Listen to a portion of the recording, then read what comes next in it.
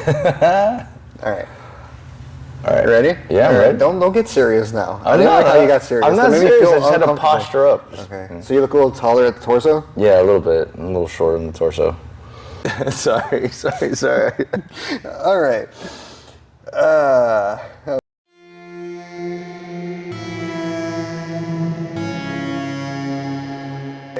Welcome to the Instant Dojo podcast. We're here with my friend and owner of American Instinct Martial Arts, Nick Godoy.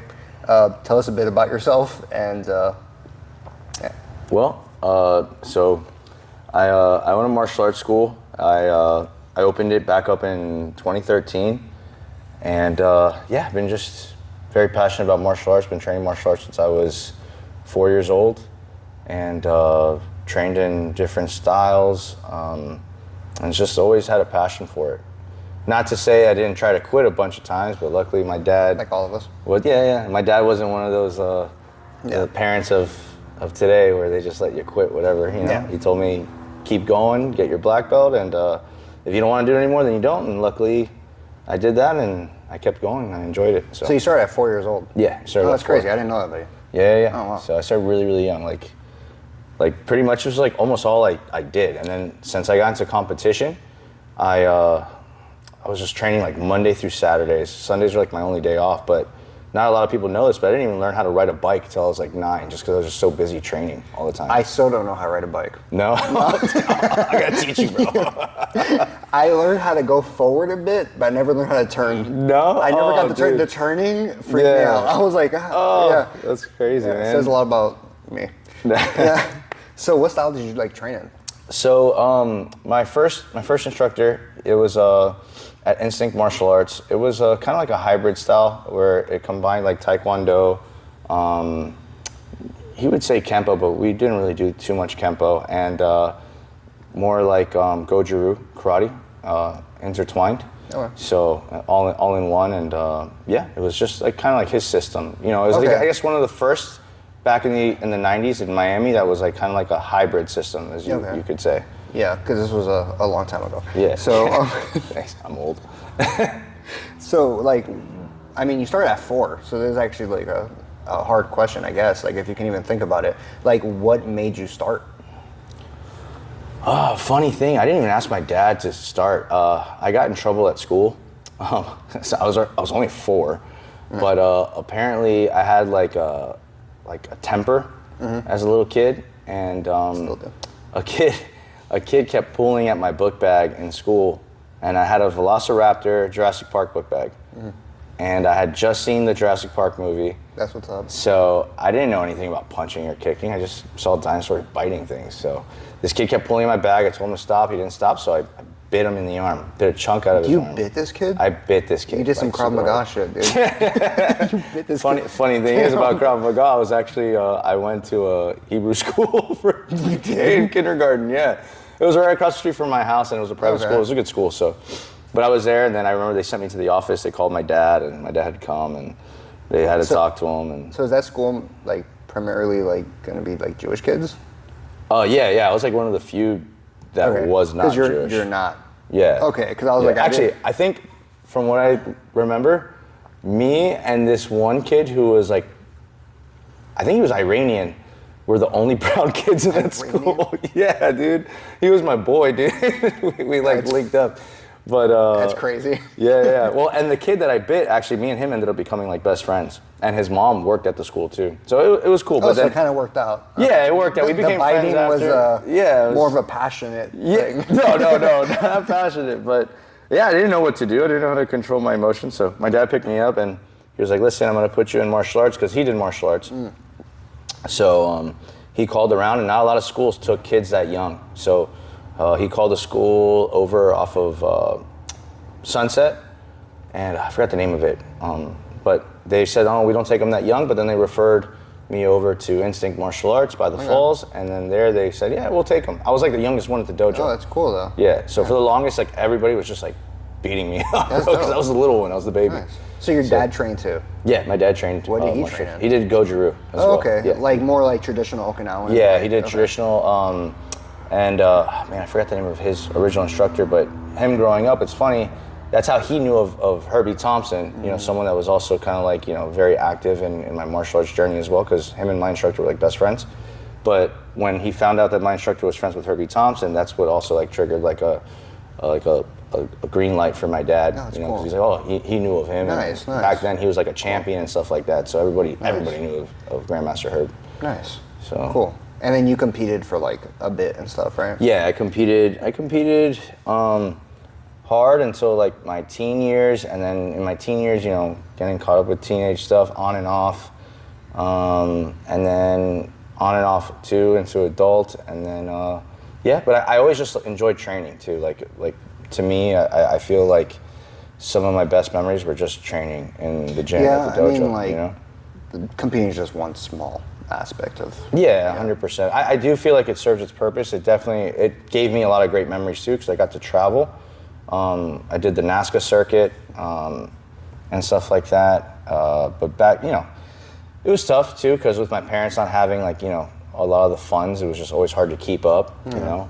And every now and then we would get a couple people that would like sponsor me to go to some events and stuff like that. But still, it was just tough to go around in the traveling and stuff like that. Yeah, like karate parents, it's, you know, like it's pricey. Oh, like, 100%. it's pricey. Yeah, that's why I feel for the parents when, you know, I push them to do these competitions, but I'm like, guys, it's a good experience though, man. And I wouldn't trade it in for anything. Yeah. You know? No, yeah, like I think it's a great experience. You should do it, but same thing. Like I had like a lot of college kids that don't really have money and they have to fund themselves, and for them to drop down over $100 on a comp, you know, it's like it's a bit, but it's worth the experience. I think 100%. So since you own a school, right? What would you say is like the biggest struggles of being a martial arts gym like owner? You know. Biggest struggle would definitely be. I just want to preface this because I'm asking just because, like, you know, like now I like own a school and stuff, so like I gain a lot of knowledge from you. Like since we started like with you and stuff, I always like kind of look to you as someone I could like talk to and like, you know. So this is actually kind of like a question that I'm trying to resonate with. Yeah, yeah, I appreciate that, man. And all it is just I've made the mistakes already first, so it's like if I can help you try to avoid some of the mistakes I've already made, it's even better. But yeah, man, I guess the hardest part is just making sure you you know, first off, getting people in the door, right? Getting that exposure. That's definitely the hardest part, because I feel like at least at our school, our retention rate is great. Once we get people in the door and they stay, and I know you have that here too. It's just right now, everything is so competitive in terms of like advertising and trying to just market yourself. It's especially in our area, right? Because we're in a similar area. Yeah. And there's like 10 jiu-jitsu schools in our area. There's like 10, you know what I mean? And I remember back when I first opened up, I had someone say, oh, you're gonna open up a school, and they called this Black Belt Alley. Yeah. Because there was even more schools in this area. COVID kind of like, COVID kind of, it's picking back up, but COVID kind of like diffused this area a little bit. So. Yeah, I remember like a couple years ago, like there was more schools around here. Yeah, like quite a bit closed down. Yeah. Yeah, I mean, it's not everybody made it through, but those that made it through, those schools are, you know, legit and thriving and stuff like that. We were fortunate enough to make it through, and you know, and you were pretty much starting like right in the thick of it, just about. Yeah. So kind of post COVID, you know, which I think was like on the down end. The down end, definitely. It was like no more masks. Nobody cared. Like everybody was slobbering at each other. Like nobody cared anymore. You know. Oh man, I hated the mask thing, man. We did a couple classes where we had to wear the mask, and after a while, I was like, dude, just get rid of this, man. Yeah, it was. And I hated the Zoom classes, having to teach Zoom classes. Oh my God, because at first they made all gyms close. But then after a while, I was like, I hope I don't get myself, I can't get in trouble for it now. But I was like, forget the Zoom classes, we're gonna meet. If you're, you know, if you have the guts to show up to the dojo, we'll do class, man. I'm not gonna do this Zoom thing. We'll space it out 6 feet. Like that makes a difference in closed space. Exactly, But definitely, like I did Zoom classes, like I didn't have my gym, but I was teaching kids kids in Zoom, and then like it's jiu-jitsu, so they had to have a dummy.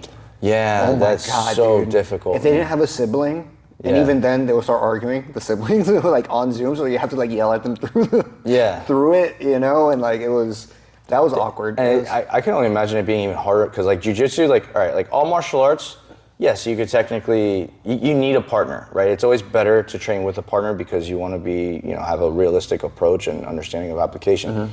But with jiu-jitsu, I feel like you really need a partner or a dummy. Yeah. Like it's hard to be hitting arm bars in the air, you know what I mean? And you could do like solo drills, I guess, like shrimping and stuff. But like honestly, like first of all, you're not gonna get better at rolling doing getting that. A kid to even do a shrimp in person is tough. Yeah. Let alone a Zoom class. Yeah, You know, like of course.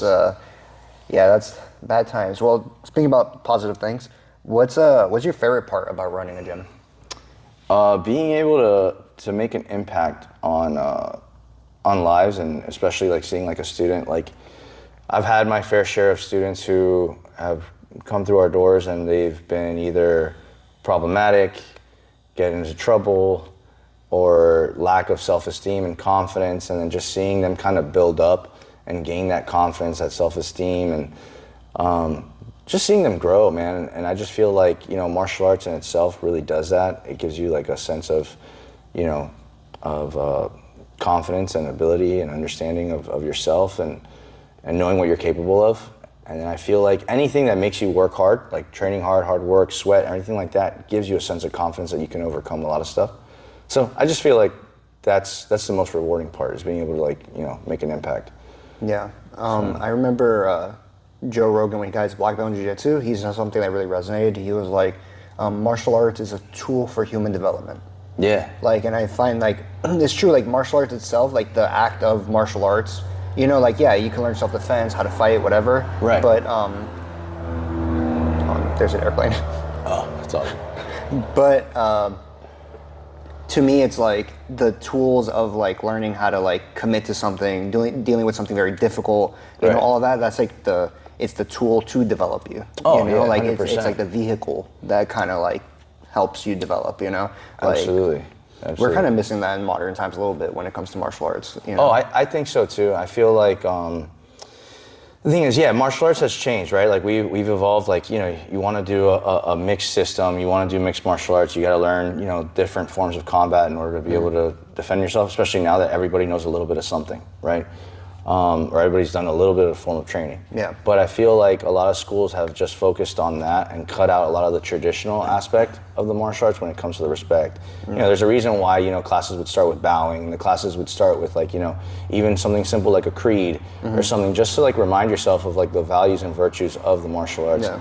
Not that any of those things are going to make you a better like combatant, but it does just bring like a sense of focus and discipline into your life that you can carry into everything else that you do. Yeah, I would say like a lot of those things like in a vacuum don't make sense, right? Like if you were just to put it on paper, you're like, this is weird, this is like odd stuff, like why would we do this, we're in America? You could have all these arguments about it, but in a vacuum it doesn't make sense. But then practically and how you see it kind of like start a mindset and a flow of the class, I think it makes sense. Oh yeah, for sure. Like in a vacuum you can argue all day about how dumb it is and like it's old school, whatever, but then like when you see it applied and how you see it long term, how it affects people, just the bowing part. Yeah. It creates a separation and a boundary and a barrier that then now it's like, okay, this is practice. Yeah, of course. We create we're no longer outside of this. We're inside a different like world essentially, different environment. No, it creates a structure. It creates like, that discipline creates a mindset that in essence, I feel like leads to emotional regulation, right? And when you can control and regulate your emotions, well, if you are in a situation where you gotta defend yourself, or you're competing in a fight and you're down or you're losing or you're in a bad spot, do you have the emotional regulation to not just freak out, spaz out, or get angry and not think your way out of a situation? So that is such an important aspect of it. Yeah. So I feel like those like traditional like virtues and stuff like that of the martial arts helps set that up. And even in the military, they salute each other. There's a reason why they do it. Yeah. So it's like a lot of these schools I feel like are missing out on applying that. Yeah. One thing that my karate coach told me, that he was like, one of the best things that like martial arts mentally can give you, or that you have to get used to, is like the mentality, it sounds crazy, but the mentality of violence and being able to handle the mentality of violence. Oh, yeah. Right? Like that fight or flight response that you get when like confronted with an altercation, violence, someone coming at you physically, that's like, we're not used to that. It's not a common occurrence, right? Especially now, like even like a little like situation gets people flustered, you know, let alone like a physical thing. So like that's one thing that I remember him telling me is like you have to learn how to like prepare yourself for the mentality of confronting violence. If that makes sense, you know?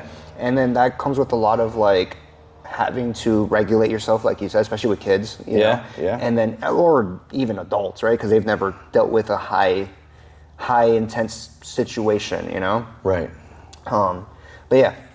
So yeah, I'm going to the next question. All right, so the next thing is, what do you think most gym owners kind of do? Like, we kind of touched on it right now with like the kind of like creating like a different environment than what's out there.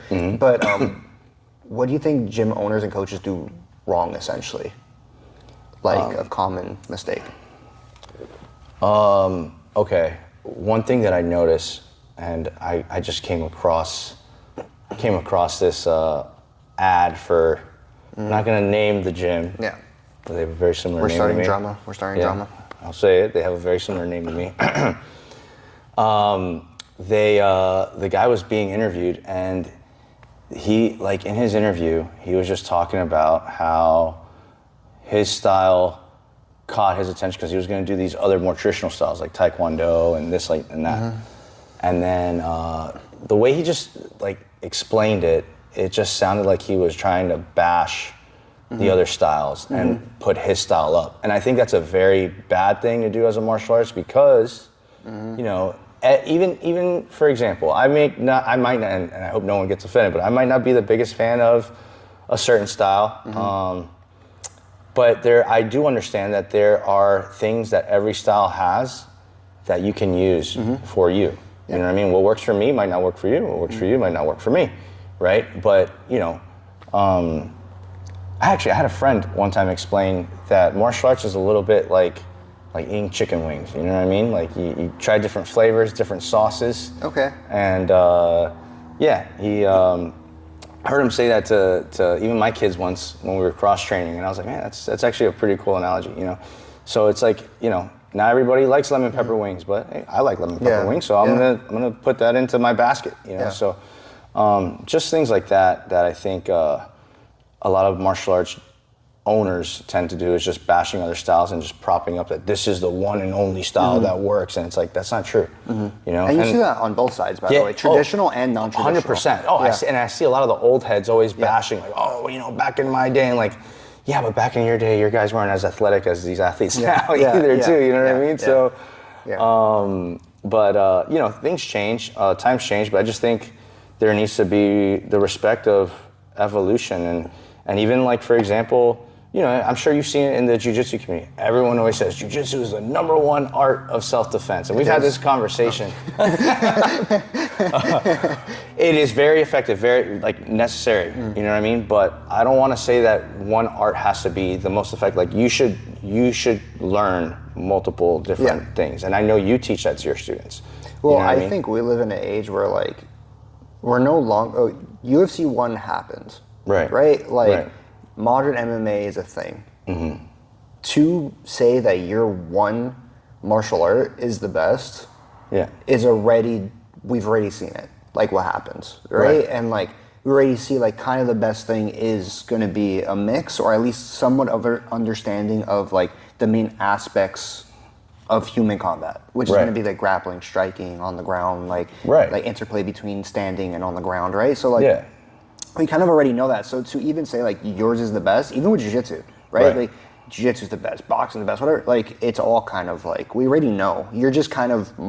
You're just selling. Like that's all it is. It's just, martial arts is a lot of that. It's just, we're selling something. They're selling something, and then, you know, the other thing too is people kind of like watering down what they teach just to focus on the competitive aspect, right? So like if we're talking about like, you know, what's going to be effective to defend yourself and stuff like that, you know, a lot of these schools that are just focused on, and I'm not even just saying for jiu-jitsu, but I know that there's that issue right now with jiu-jitsu too, where people are just focused on like certain moves, but it's like, dude, you wouldn't want to do that move in a self-defense situation because that opens you up too much. Same thing with karate, same thing with, you know, striking arts, kickboxing. There's certain things that you just wouldn't do in a self-defense situation, you know, versus like sport aspect, but people are just so focused on the competitive side because that's what, you know, brings, I guess, more money, you know, but I think it's, you know, healthy to try to find the balance of both. And, you know, a lot of times I'll explain something to my students, but hey, this works in competition, but I wouldn't really try to do this like in this aspect, or this will work under this rule set, but might not work under this rule set as well. You know? Yeah, a holistic approach to training. Yeah. You know, I always try to look at it that way, like try to have a more holistic approach, you know, competitive, like self-defense, MMA, you know, the different rule sets within your own martial art, because that changes, you know, like jiu-jitsu, I don't know about karate. I know karate has like even different, you know, like it's vast. Karate's vast, right? Yeah. Jiu-jitsu is similar in the sense that it doesn't have many styles, but it has different rule sets. Right. And like you have to learn how to be a grappler that can handle all the rule sets, you know, which like it's difficult. You know, but I think that's where the coaching comes in. You have to learn how to be a more holistic coach, you know, while most guys are more specialized, you know. Oh, yeah, for sure. And that's why I even try to tell, like, some of my students, too. I try to tell them, like, hey, like, because I have some students that will be like, oh, I prefer this division over this because, you know, this rule set. And I'm like, listen, a real martial artist, you know, the mindset of a martial artist is, you could take away this arm, and I'm still going to find a way to beat you with this one arm. You know what I mean? Yeah. So you should be able to try to mold yourself to fight in different styles and different rule sets. You know what I mean? So I think it's good to also, you know, try to vary and do multiple, which is why I like, for example, one of the leagues that we compete in most is USA Sport Karate, and now they have USA Sport Combat, where you have, like, you know, your kickboxing, kick-like divisions, you have your light kick, and it's just like a good little avenue to kind of build up fighters to experience point fighting, continuous style fighting, and then eventually it's like a good little gap to get them to the ring sports, and then eventually to even, you know, the cage, which some have transitioned over to, like MVP and some of these other guys. So I think it's a smarter route going that way for MMA because they just throw guys in there nowadays. Yeah, so, that's the thing. There's like no development for them. So there needs to be a better roadmap on how to like get people to fight MMA instead of just having them just go in there and just being an MMA fighter from the beginning. So many people, I'm sure, just get discouraged too after going in there and just getting their first two matches as an amateur already just in an octagon and they get their face pounded in. Yeah, there has to be a level of, like, you see this in like not in martial arts all the time, but in other sports you do. Like you start like Pee-wee and then like Little League and then you do like travel ball and then like you kind of work your way into like then the minor leagues and then now you're pro. Right. Like most people, it's like imagine just starting right at like the college level. Yeah. Right? It's like you would never see that. No. Right? Yeah. And to me, that's how I feel like amateur MMA, like what it is, like amateur MMA, there's no difference between that and pro MMA for the most part. Yeah. Like just shin guards. Yeah, dude, that's it. Shin guards, okay, I guess a little less time instead of 5 minutes is 3 minutes. Yeah. Cool. All right? Yeah. Like, there's no difference. Like, you're going to get equally knocked out in both. Yeah. You know, and that's like kind of the, you know, you have to, we talked about like the mentality of violence. Like, you have to like get people accustomed to that, even in competition, like layer in the difficulty and the amount of violence that they're taking in, you know, the damage they're taking in. Right. You know? Right. So, so like this is like a pretty like broad like question, I guess, and you're kind of like talking about it already, but like if you could like distill like your philosophy of like teaching and coaching or like what you prioritize when you're coaching or teaching, what would you kind of like distill that to? Like what are some philosophies you really preach when you're coaching? Oh man, adaptability. Adaptability to me is like the most important because things change in life, things change and you gotta be able to adapt. I think a good martial artist is able, like I said, adapt, but also improvise. Yeah. And I think those things go hand in hand. You gotta have the ability to improvise and adapt. And I feel like those things can be taught and trained for sure. So whenever I'm like, you know, training my kids or students, or when I'm coaching them, you know, I'm always just trying to, you know, give them a couple of different like outlooks or scenarios that might happen. And then like, you know, what are you gonna do to adjust, you know, to this? And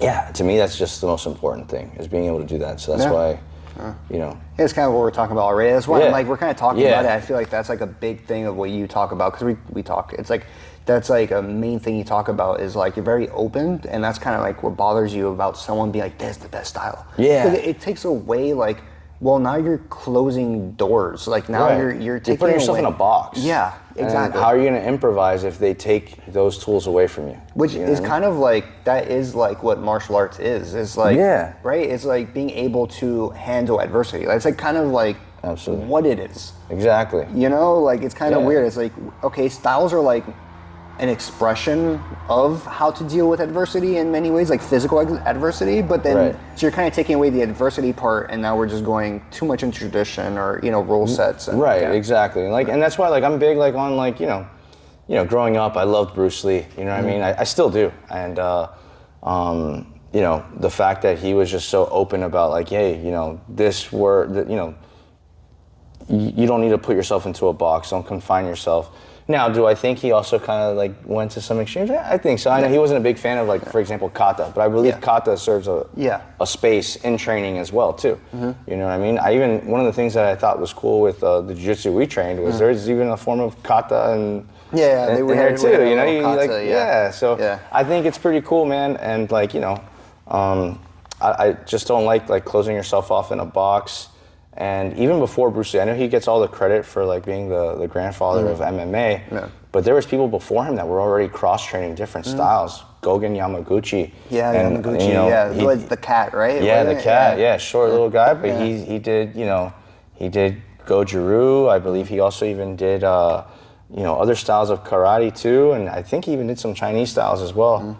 But I think he like did a lot of like, I could be wrong about this, but it's like vaguely what my karate coach has told me about. But he was telling me about like he was really big on like kind of like studying and finding the roots of like a lot of the stuff that he was learning at the time, and that's why he kind of like eventually kind of used like what is it called, nekwachi dachi, like the really like the cat stance. Yeah, the cat stance. You know, he fought. Have you ever seen his videos? He fights in like a cat stance. That front snap kick was like deadly. Yeah, it was just like quick. Man. Yeah, it's interesting. It was cool. You know, it's definitely cool. different way of fighting, and you know, a lot of guys though, even before him, were already like cross training, man. So it was just like, you know, actually martial arts was brought, I believe, to the rest of the world because people were just going out there and seeking, you know, more knowledge. You know, so. You had like, I think there was like a lot of trading between like Okinawa and China, and then that kind of happened, and then Japan took over Okinawa. They didn't want it, but you know, they forced it, and then that brought in karate into Japan. But you know, that'll be for the history episode. That'll be that's a whole other thing, right? That's a long one, and you know, it's pretty messed up when you look at it, like kind of what happened. They forced a lot of things.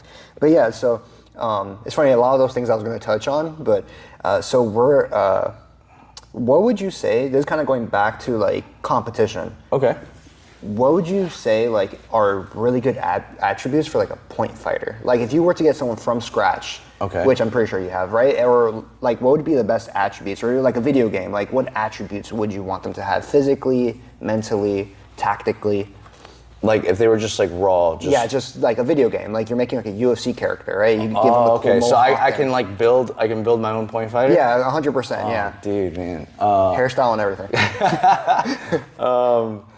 Man, just, you know, quick reflexes, understanding of depth perception. You know, so I would want that at 99. So no glasses. They can't. No. Have glasses. They gotta have 20/20. Okay. No, I've seen a lot of good point fighters too that wear glasses as well.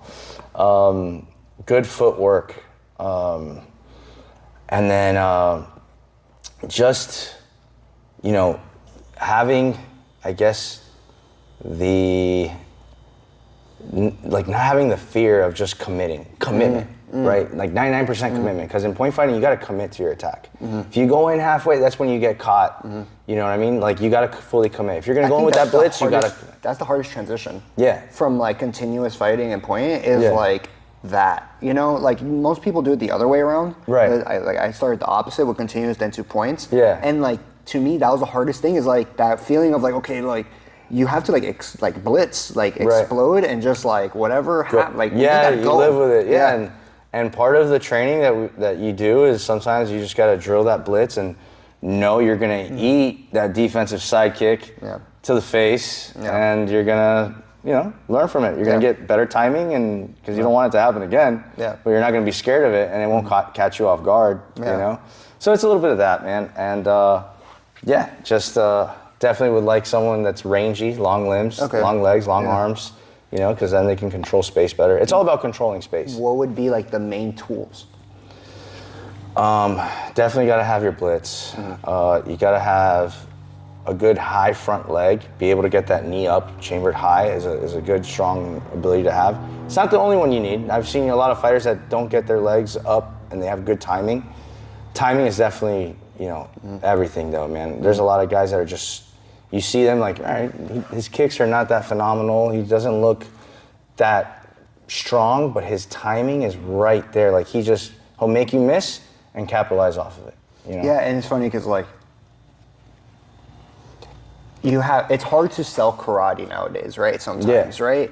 And like I try to preach karate as much as I can because I'm a big fan of it, right? Yeah. And I try to tell these guys all the time, like if you've never gone against like a point guy, right? Like I get you love like your cool like Muay Thai dudes.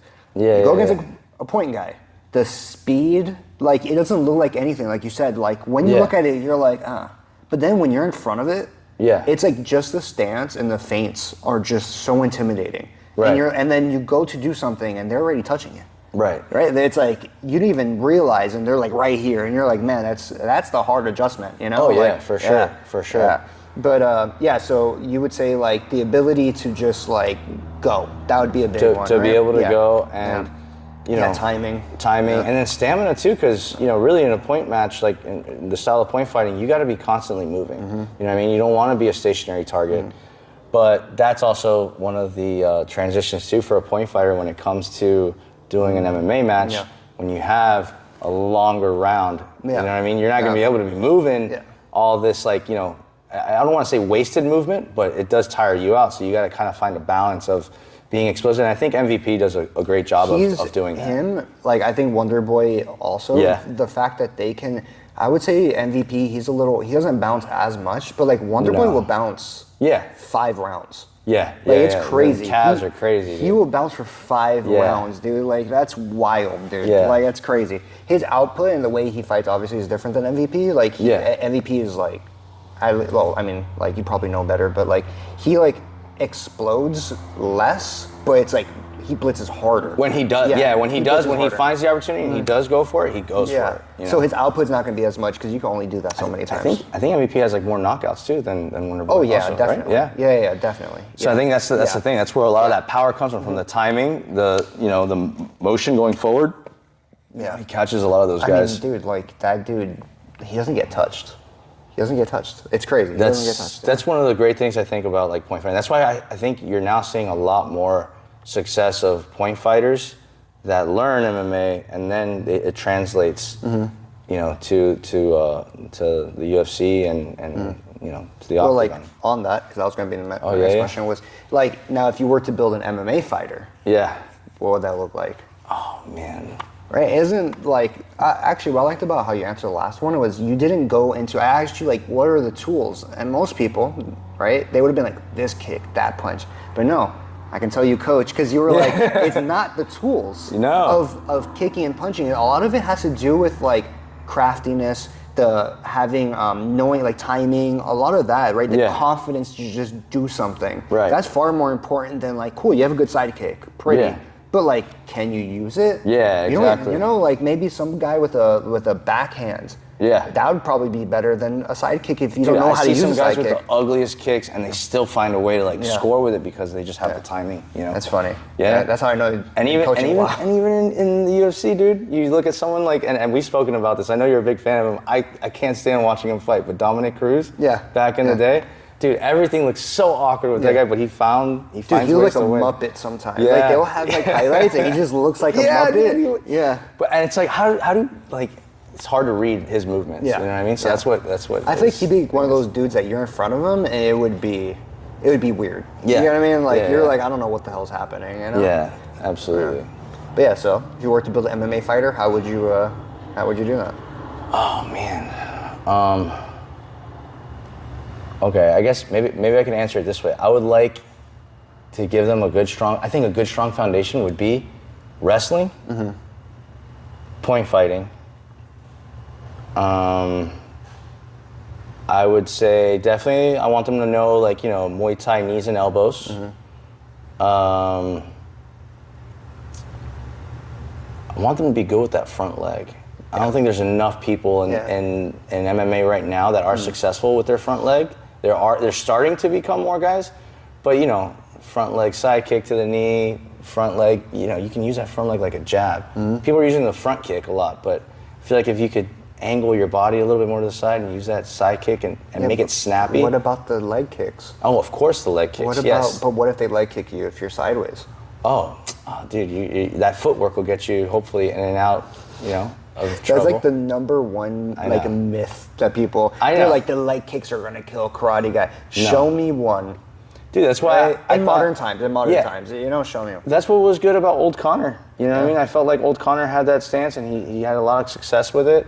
Now, again, like when you bounce and your movement is like that, if you don't have the right cardio, you do tire out eventually. But but that's why I also want to throw in, like, you know, good strong wrestling, and then of course you want, you know, good strong jiu-jitsu for the finishes and everything like that, and leg locks. And leg locks. Specifically leg locks. No, it's true. And then, you know, controlling, being able to just, you know, pretty much. I don't know. I'm seeing a lot of success with these wrestlers, man. A lot of these wrestlers, and then I think most of the champions have wrestling backgrounds. Yeah, right now it's like. Well, I think like historically, I think if you were to go through all the champs, I think like most of them have wrestling backgrounds. Yeah. Like whether it's college wrestling, like international. Even like John Jones. John Jones was a wrestler, bro. Yeah, yeah. You look at like DC. You know, Gable Stevenson now is. I think he's an up and comer. I think he's someone to watch. I love that he was using that side kick, bro. He didn't even try to beat that guy wrestling, dude. He just. No.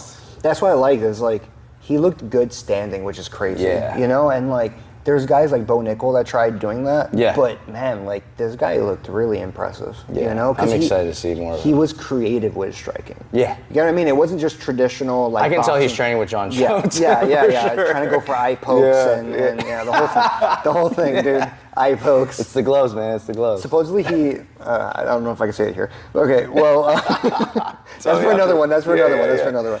All right. So why do you think? Because I mean, we've had this conversation already, so I already know you think this way. But why do you, or at least I'm assuming it, because that's what I think. Why do you think karate is the best base for striking for MMA? Because, like what we've spoken about before. The in and out movement, like you don't want to just sit there and just trade. You work angles a little bit more, the explosiveness to your point of contact, the commitment to your attack, and like that footwork, man. And I feel like I'm not trying to bash Muay Thai at all. I think Muay Thai has its place for sure, and it's phenomenal. Overrated, but. Not even overrated, maybe overused. You know what I mean? Like overused. That's a really good yes. Yeah, overused and like overconfidence in it. You know, overemphasized. Overemphasized. Yeah. There we go. So it's just because like if you look at Muay Thai done in Thailand, part of their way of fighting is mutual destruction. Like I kick, you kick, right back. There's a rhythm. Right to there's a rhythm to it, and they're just constantly standing in front of each other. They're a little squared up, and it's gonna make you more prone to. I mean, you could be a great MMA fighter, you could be a champion, and your background could be Muay Thai or whatever. But I don't think you're gonna have that long of a reign because you're gonna expose yourself because it's part of the culture of the way you fight to engage. To engage. Yeah, to have a mutual engagement. Exactly. Instead of like what I think point fighting does really well, especially karate, because you can talk karate in different ways, like more traditional, more modern, but let's just say more of a modern approach, right, where it's more point fighting. Yeah. There's no mutual agreement here. No. Like it's like I'm gonna touch you, you're not gonna touch me. Exactly. Which isn't that kind of what fighting is? Yeah, exactly. Like I want to be able to win this fight with the least amount of, you know what I mean? Like. I love Justin Gaethje, but like you know what I mean? He is the champ, so it does say something, but 100%. At the same time, like again, like I'm not like going to discredit the guy because he is the champ, right? Yes, so you can't say he's 100%. doing anything really wrong. Like he's the champ, but one thing you can say, the damage he took getting there, I know, yeah. right? The that's what I'm damage, saying. the career, Right. right? Like there's a life after fighting. What Yeah. does that look like for Justin Gaethje versus a Wonder Boy? Right. Right? Like Yeah. versus an MVP. Like how, does that look different? I mean, if I were to guess, there's going to be a lot more damage. Yeah, On exactly. Justin's side. Yeah, look at the older guys, man. You know, Tito Ortiz back in the day, and Chuck Especially Liddell. Chuck, man. Chuck is yeah, back, he's been in some work. Rory McDonald, Yeah. bro. Yeah. I'm Yeah. like, you know. Well, that one fight with Lawler itself will take years off. yeah, Robbie Lawler's also another one. That's that was another just one, into, dude. just like brawling it out, and you know that has its place too. You're gonna sometimes need to be able to will yourself through a fight like that if you get caught in it, you know. Which I think that's one thing that Muay Thai does bring is actually that's one thing like I actually think people you see this a lot, right? Where I think people say they're doing Muay Thai, but they're not doing Muay Thai. They're not doing Muay Thai. Yeah. They're not. What they're doing is they're doing Dutch kickboxing. Right. Right? They're doing leg kicks with boxing. Right. They're not doing traditional Muay Thai, where they do, first of all, they're not doing the white crew or anything, right? So they're not doing the, so if you're not doing that, right, you're not, right? Like Muay Thai has a culture to it, right? Also, let's take away that aspect of the culture and like, you know, where it comes from. Just the amount of clinching they do, the amount of like, they choose to do a lot of like body shots, right? Like, it's not very boxing heavy, Muay Thai. No. But you see a lot of like gyms doing boxing heavy stuff. You see a lot of like Dutch style pad work where it's like 1, 2, kick, 3, 2, right? That's all like, that's Dutch kickboxing, right? And, and that's why I think they spar hard too. You go to a lot of gyms, they spar hard. That's not part of Muay Thai culture. They play, they don't spar hard, right? And like, I feel like a lot of what you're, also the amount of clinching, they don't do nearly as much clinching. Like, and if you go to Thailand, like you train like Muay Thai, like they do a lot of clinching. Yeah, like, a lot. They're mainly like they're mainly clinching. They're mainly, you know? And like what you were telling me the other day too is like, you know, that even in the way that they get to practice elbows, like they don't wear any padding, but they just know where to hit to practice with the elbow instead of, you know, and then same thing with the knees. They knee with the with the inside. So that way you're not like, you know, damaging your partner, but you could train it every Dude, day. I'll see gyms and they're like straight up like throwing like linear knees down the middle when they're doing their clinch work, and I'm like, that's not good etiquette like at all. Like, no, and you can get, first of all, get hit in the nuts. That sucks. But also like the damage you get on those type of knees. You know, like if you were to train with a traditional Thai dude, they wouldn't really like that. You know, like they also don't like front kicks to the face, like teeps to the face. They don't like feet in the face. They don't supposedly like that. So yeah, I could see that. So. I guess. You kind of touched on like Bruce Lee, but like, what would you say were not only your influences growing up, but just in general, what are your favorite like martial artists and fighters, right? It doesn't have to be fighters like only, but like martial artists, right? Yeah. Oh man. All right. Well, so I gotta go down quite a bit. Quite a bit. You started at 4, so you know. Yeah. So Bruce Lee, of course, was my number one. Saw all the Bruce Lee movies. Big fan. His son Brandon Lee too. Movies like The Crow, like I thought were awesome. But I think they're remaking that. Yeah, man. It's not even. Just let it be. Just let it be. Maybe if they use like Andrew Koji, it'll be cool. I like that guy. You know who he is? Have you ever seen the show Warrior?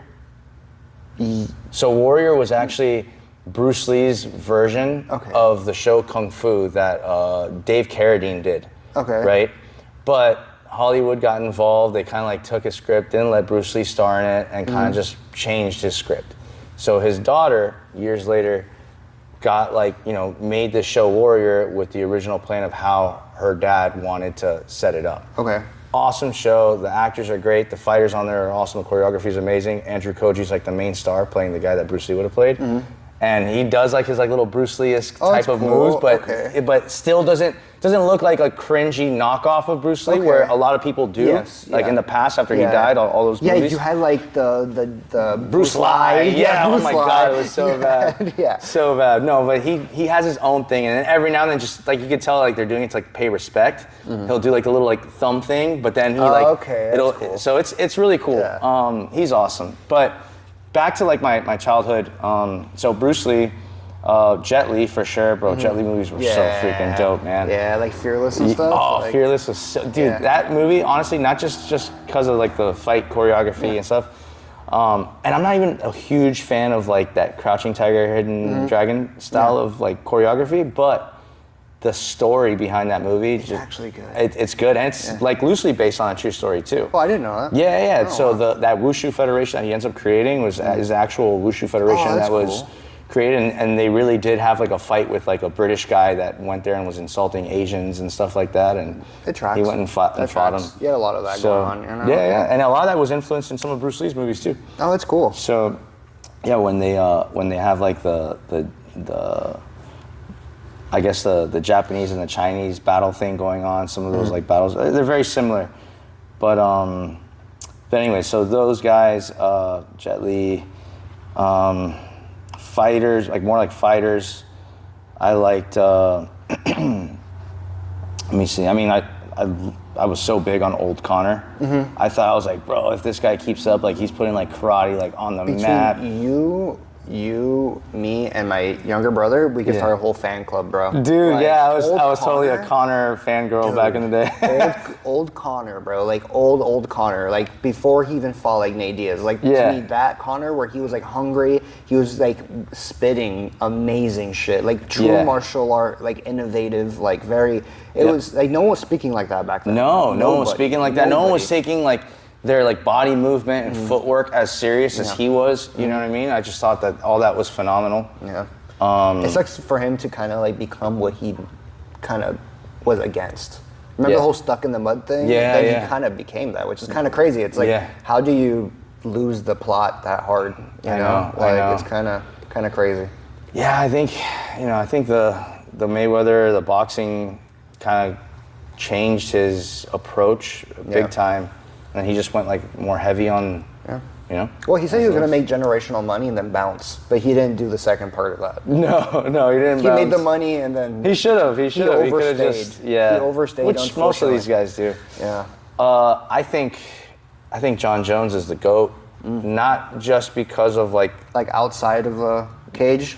Oh no, not outside of the cage. He's not the best role model, but in terms of like tools as a martial artist, his adaptability, he could beat you off of his back, he could beat you on the ground, he can beat you with his striking. I think he is like the most well-rounded martial artist we have seen. Dude, I 100% agree with you. And the John Jones slander nowadays, it's ridiculous. I feel a lot of it comes from people, A, hating on him because outside of the octagon stuff, and B, young fans. These guys young don't fans. know, bro. It's like the Michael Jordan thing where people are like, LeBron's better than Michael Jordan. It's like, yeah, because you weren't there. Yeah, dude. Right? Yeah, Mind you, I'm saying this as someone that wasn't truly there for it either, but like, you get what I mean. Like, but even on the back end of Michael Jordan's career, dude, he made Space Jam, bro. Yeah. Like, LeBron. Just for Space Jam. Yeah, LeBron tried to do Space Jam, but it was terrible. But we don't. Just Space Jam alone was the best. Dude, that's like, it still holds up. You watch it and you're like, pump the jam, pump it up. Dude, that shit's so good, bro. I love it, man. I love it. At Target, I geeked out so hard, bro. At Target, they had a whole Space Jam collab. And they had like plushies of the aliens. Oh yeah. Oh my god! You had the Monstars and all that. Dude, Monstars. I was like, this is so dope, dude. I was like, it's so cool. Yeah. It was like, which one do I choose, dude? Like, they're all cool when they turn to monsters. You know, like the green one and shit. You know, it was so dope, dude. bro. That was such a good movie. That was so good. Yeah. Do you like basketball? Yeah, I like basketball. Yeah, I'm a basketball fan. I mean, I guess. I'm a fan. I have a hard time watching it now because I feel like the game has changed so much. The amount of like shooting that's done now. Yeah. They took a lot of the physicality of it. Like, dude, I wanted to see someone drive down the lane, go through like 4 guys, probably get smacked in the face and finish with a dunk. Like that was like to me the most exciting. I was like, what? Your privates in people's areas as you're dunking. Yeah, bro. Yeah, getting nutmegged and all that stuff. Like, like passing under. But then people are like more aggressive. Yeah. Now everyone's just like, no contact, shooting from the logo, and I'm like. Yeah, that's cool. That's impressive. I can't do that, but you know what I mean? Yeah. Like, I don't know. It's like got prettified, you know? Like like very.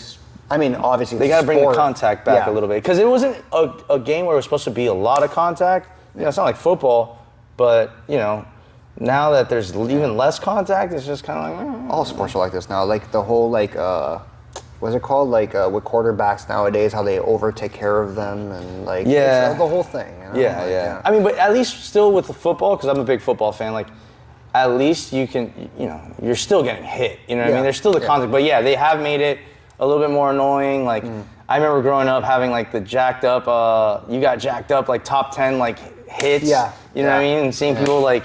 Yeah, it's like the knockouts of like the UFC. Remember they had like whole like just DVDs of just knockouts. Oh yeah. Yeah, those are brutal. But which is the one with the who was that? Was it Gary Goodwin? I forgot who it was. The one with the elbow from the crucifix. The elbow. He's wearing a gi. Dude, you're talking about like the early UFCs. Yeah, dude. I don't remember his name. I don't think it was Gary Goodridge, was it? It was man. I feel so dumb. It is recorded. All right. Well, let's just move on. We'll have to look back at the tape. I'm gonna edit it, and then my voice just talking over me. We're not rich enough to have a Jamie. Jamie, can you look up? I know, seriously, dude. I can get a few students to like. Yeah, there you go. Be Jamie. Yeah, I could talk to them. Can we call him Jamie too? We'll call him Jaime. Hey, Jaime. Yes, the Miami version of it. Yeah, we'll do that. Jaime, look that up for me. Yeah, that'd be awesome. So, like, what's your take or like your opinion on? This is gonna be general, I guess. Like traditional karate versus like the modern karate. Like, what's just, I guess, like riff on that. I'm pretty sure you have an opinion about it. You know.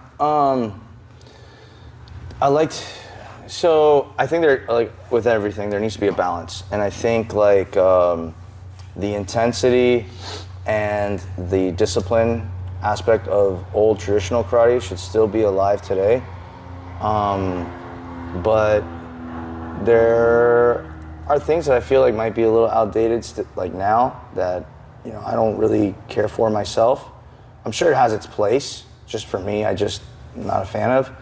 Like the prefix set like routines of like self-defense, I like the more the like bunkai style, like. Yeah, I'm not even so much that though. It's more like just all right, someone's gonna throw this type of punch and you do this and you do that and you do that and they do like 20 moves. I'm like, dude, no one's just gonna wait there. You know what I mean? Like it's never realistic like that.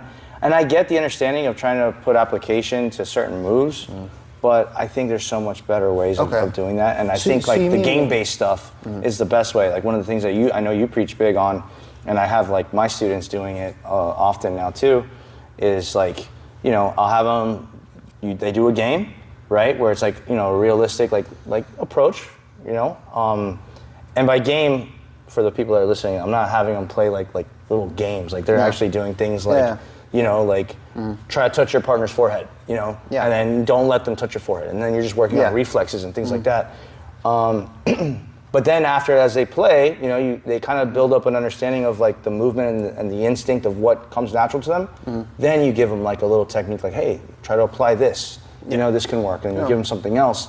But what I like about that is like it creates contextual learning. So like you're putting someone in a space to do something, and then now the cues make more sense. Of course, and usually I feel like your best insights when you train are going to be on that spot right there. So let's say like you're fighting, right? And like I'm just gonna give like a pretty general thing. Like maybe your elbow comes out, right? Like, well, your elbow keeps coming out, and then you can like work off of that some way, somehow, like something like as you're sparring, they can kind of like you kind of guide it where the elbow's not coming out as much, or they can use it as like a feint, or like kind of like play around with something that's happening, instead of just drilling something that's not in context. And sometimes that gets a student like in their head a lot, or maybe like they'll just straight up just forget, and it doesn't become really anything but a waste of time.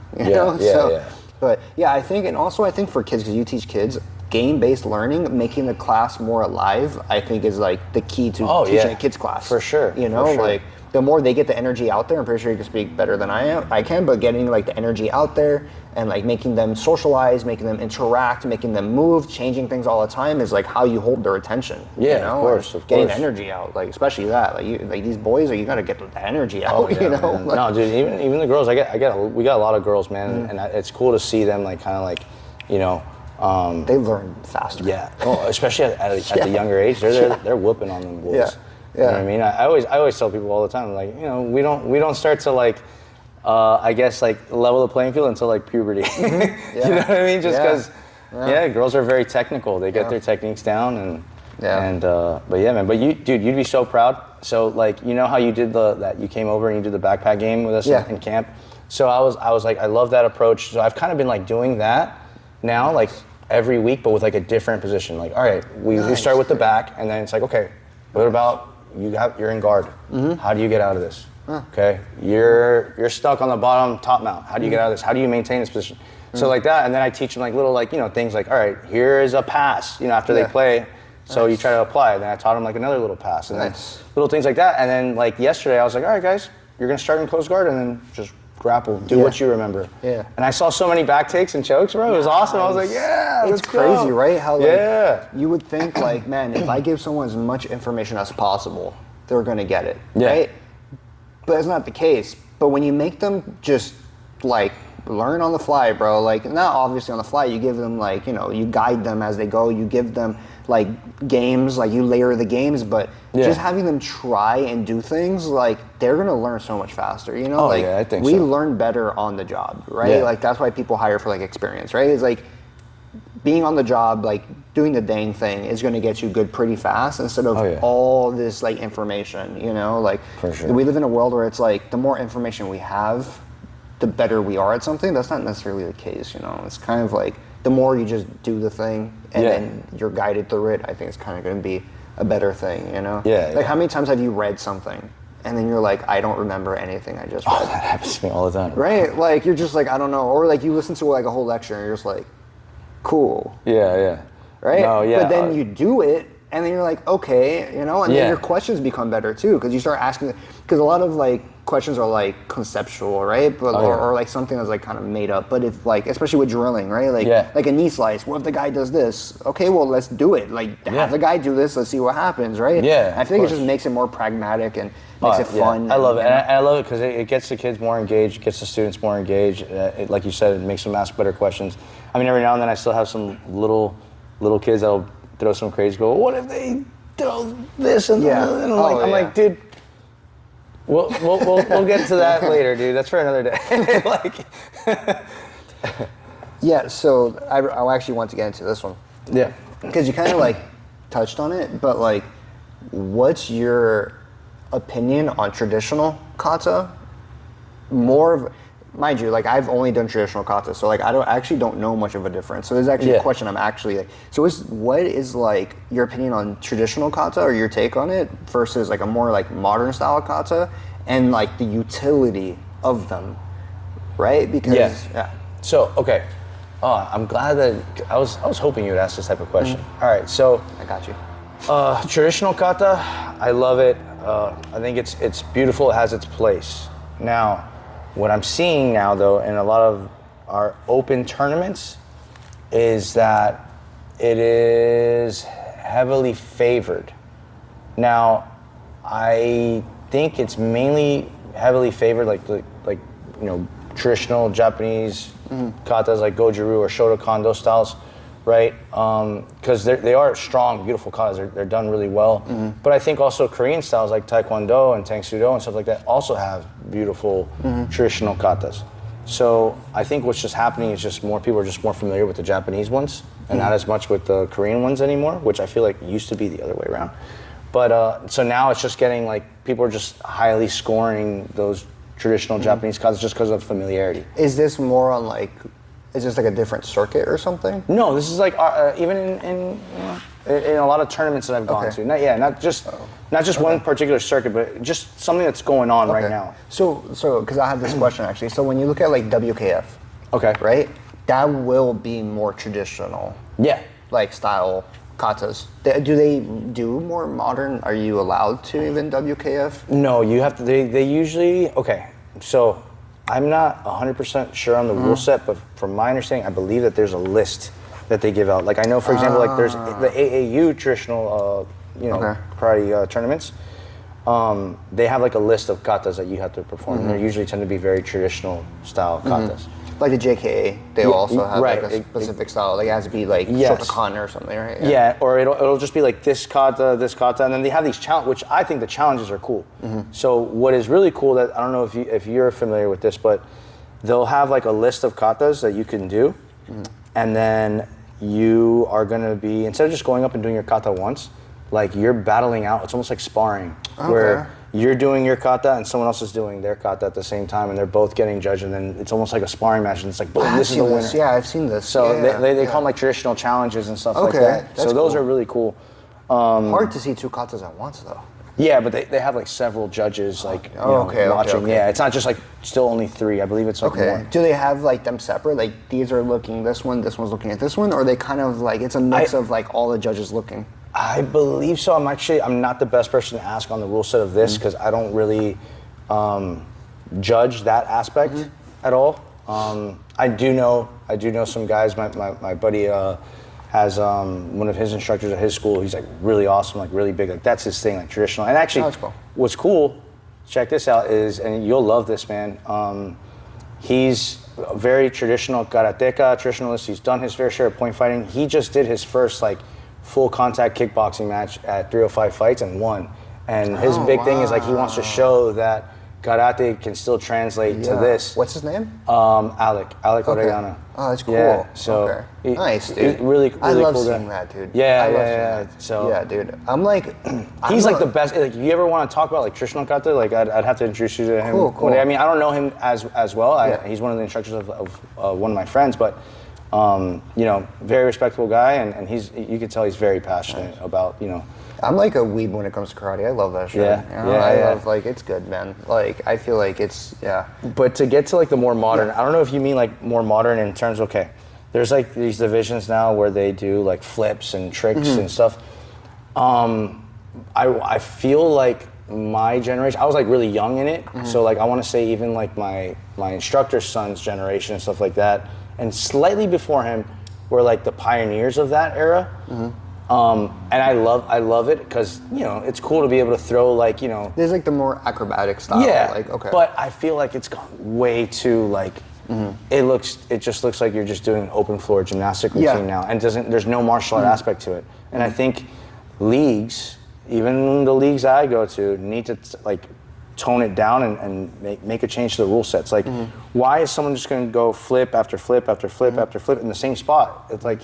It's like the tricking stuff. Right? Yeah, it's just and tricking is cool, but like almost everyone looks the same now. But back in the day, you used to have like certain guys that like, you can tell that was their form, and you can tell who they taught. And but now it's like everyone is just like, I guess taking lessons from like the same person, and then that person taught these people, and so like everyone looks the same. Or they're gaming it because sometimes you see like, okay, this guy's winning a lot. What are the moves that made them win, and then now everyone does. You kind of learn how to game the system. I hate though, like how it's gotten to where it's like,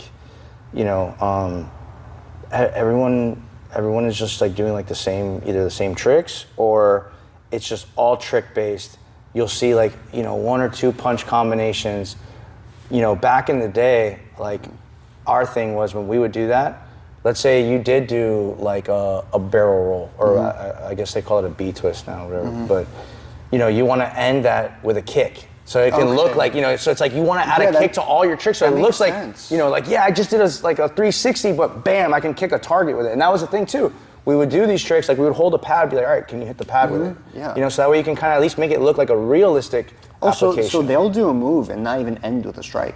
Yeah, no, they're just flipping and just like, that's crazy. Yeah, and then like, they do a lot of showmanship, which it's cool. You do want to put on a show, but I think it's gotten too much, and they need to find a way to reel it back. And I don't know, I've had some like, ideas of maybe just like making like a minimum amount of inversions or flips, so that way you can you'll see people get more creative with, picking what flips they want to do. Or maybe even doing something where it's like, all right, you can do all the tricks you want, but everything has to end with like a kick. I like that a lot. You know what I mean? Because like bring the martial arts aspect to it, and it doesn't look martial arty anymore. It just looks like tumbling. Yeah, at some point, like there has to be like a clear definition of what is like combat, right? What is martial arts? Like, what are we doing? And then where does that end with like a tournament, right? Or this rule set? Like where does this begin and end? Like, okay, if there's no strike with this movement, is this combat related anymore? If it's not combat related, then we don't use it. Yeah, exactly. Yeah. So I want to see that brought back a little bit. So that's one aspect that I don't like of the more modern stuff. The other thing too is like, let's say kata with weapons. Yeah. Right?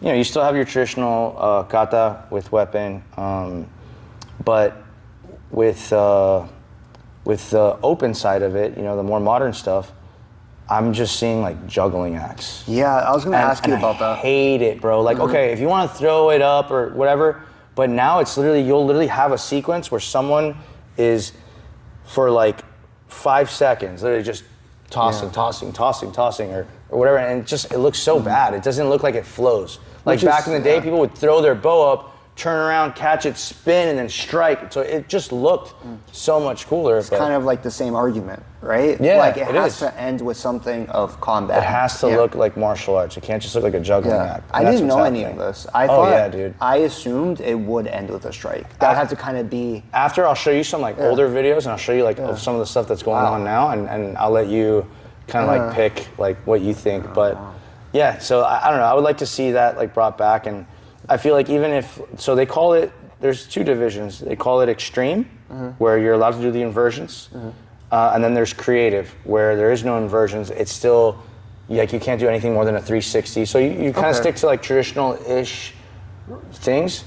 But again, they make So it's it. like a freestyle kata, essentially. Yes, but they still will make the requirement. Are you talking about that- weapons or kata? For both. Okay. Yeah, for both. Oh, it's interesting. Yeah, they have Okay. like the similar rule sets. Just with weapons, they say like, oh, you have to do at least 1 toss of your weapon. Okay. Which, okay, but if you're doing sword, like I don't think a sword should ever be tossed in the air. Like that is such a stupid application. Yeah. You know what I mean? That's- I mean, most weapons shouldn't be thrown in the air. No, they shouldn't, but a sword is kind of wild. Yeah, well, you see people, and they do, it's amazing. It's crazy stuff. Like, Yeah, I dude, mean, I can't do it. You know it's what I like mean? a circus act. Yeah, like I'm not trying to sit here, you know, and say, but I don't like the martial art aspect of it. And then a thing that I've seen a lot with, because growing up, our school is one of the first schools that taught sword. Okay. Right? So we would do a lot of kata and competition with sword. But nowadays I see a lot of people just like swinging their sword, like slicing and dicing. It's like the katana wasn't made for that. Katana was supposed to be like one hit. Yeah. Like boom. Yeah. You know what I mean? Very Because much how. when you're going clean with a katana, it's gonna break. It's actually kind of like a like not so strong of a weapon. You know what I mean? It's a precision cutting weapon. It's not like a clinking weapon. That's like what, you know, the big broadswords were for. Yeah. You know what I mean? So that's very much like the same vein of traditional karate, the whole 1 shot, 1 kill aspect Yeah, of it, the that's whole why points happen. Exactly. Like they have the same mentality for sword, essentially. Yeah. It's like you want to have that 1 shot, 1 kill type of, Exactly. oh, that's cool. Okay. And sword even has styles too. There's different styles of sword. Like, you know, the one that we did more of was called Aido, which was learning to draw your blade, get your cut, and then clean the blood off and put it away. Okay. Type of thing. So, That's cool. You know, but yeah, it's just, you know, a lot of things have changed. Maybe I'm just getting older and I just officially becoming an old head. Yeah, but, you become a bitter as you get older. but I like to feel like I'm like kind of like in between, because I feel like I was brought up in the generation that started changing a lot of it, and then now I'm seeing like what it's become, and I'm kind of like, oh, I wish it didn't go that far. I wish it kind of stayed in the middle, and I wish there's a way to get it back. You know? But I mean, I see your I think you'll have more respect for those divisions if they were to do that, because I feel like it's not as big as it used to be. Either. Yeah. So I don't know. Cool. But when it comes to training kata, right? What's the utility of it for you? Like, what is the main lens you see kata through when you're teaching it?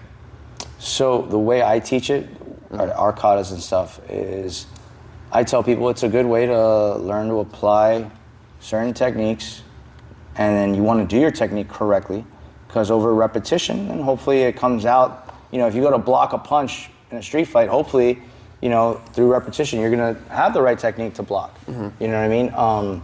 But it's just a good way to practice without having to need a bag, without having to use a partner. You know what I mean? And it's a good workout, you know, and the focus and, you know, fine-tuning your skills and your technique, I think is very important. And I don't think it's practiced enough of in MMA. It's just like hit this combination instead of like, hey, align the wrist with the elbow, with the shoulder and the knuckles, everything, you know. So when you do kata, you get to do that. We don't do any pad work. I don't do any pad work. We do 100% CLA, like sparring essentially, right? Right. And the biggest thing everyone always asks me when they do the class is like, are we ever going to hit mitts?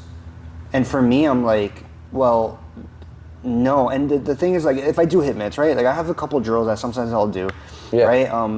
If like someone's really like, I want to like really hone in on something, like there's a little belt thing. Actually, I want to show you later. Maybe you'll kind of like it. That's cool. But they're always like, okay, but what combinations, right? Like, they're really big on combinations. I'm like, dude, like in a fight, it's not. And then you say like, you even said yourself, like it's not about like the techniques you're doing, the combinations you're doing. Is like the ability to time something, the ability to like have the confidence to do something. You know, like martial arts is a lot of that.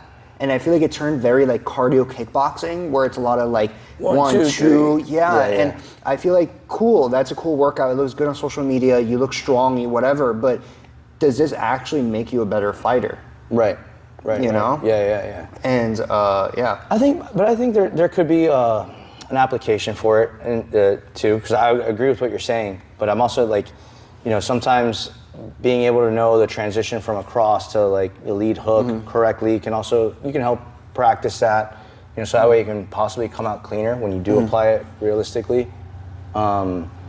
Or, you know, sometimes maybe you want to throw that 1, 2, 3, so that way it can maybe open up something else for you, and then you improvise there, you know what I mean? So it kind of gives you like a little template, just don't hold on to that, you know what I mean, and put yourself in a box. Exactly. You know what I mean? And I feel like when you overdo it, some people do, and they think that this is how I got to fight. Yeah, and you know what I mean? You lose the robotic. You lose the ability to kind of like adapt a little bit. You know? Yeah, no, for sure. So my phone just hit like 15%, so I think we can. One thing I wanted to like ask, and I feel like, because you teach karate, right? Like your school is primarily like karate, and I feel like nowadays people are kind of like almost moving away from traditional martial arts, like you talked about, which I think is actually a bad idea. But what would you, if someone were to ask you, like, okay, like sell me on karate, like why would I do karate? What would be like your pitch? What would be the reasoning why you would tell someone to do it? Right. You know, like over like another martial art, right? I'm not saying that it's better, but just like what would be the pitch on it? You know? Like even to add it. You know? Right. So I think again, just my thing that I like to preach to a lot of people is that I maintain the traditional aspect of karate. So like while we teach karate, I feel like our curriculum though is a little bit more of a mix, right? It is like a hybrid, but I do keep like the traditional like karate values, like, you know, showing respect, the discipline, staying still in line, having the ability to, hey, you know, you're goofing around, push-ups, you know what I mean? Like you got to be able to do that, because, you know, a lot of these kids nowadays are suffering with that, and, you know, with being on the iPads and stuff like that, a lot of these kids are, you know, they don't have the same ability to focus, you know what I mean? And this will help them, I feel like, you know, maintain that ability. You know, and parents will say it, like they'll tell me all the time, like, hey, my kids are doing a lot better in school. You know what I mean? I see their grades picking up since they started this, like they're focusing more. And I'm like, well, yeah, because that's what martial arts is about. You know what I mean? The ability to focus, you know, and eliminate distraction, you know, and like we do this drill too that's like I want to say it's more like a Taekwondo drill, but it's called count kicks, right? And it works on your balance. You got to stare at something that's not moving, and I'll say a number, and then they have to chamber their kick depending on what kick we're doing, and then on another number they snap the kick out, or sometimes have to hold it, and they try to maintain their balance. If they fall, okay, pick your leg back up, but don't take your eyes off of the target that you're looking at, right? You're gonna see other people around you moving, you know, and kids have such a hard time. They look over right away, or they want to see if like you saw them mess up. It's like, don't worry, like, yes, I saw you mess up, but don't lose focus. Yeah. So it's like little drills like that I feel like traditional martial arts and karate and stuff like that.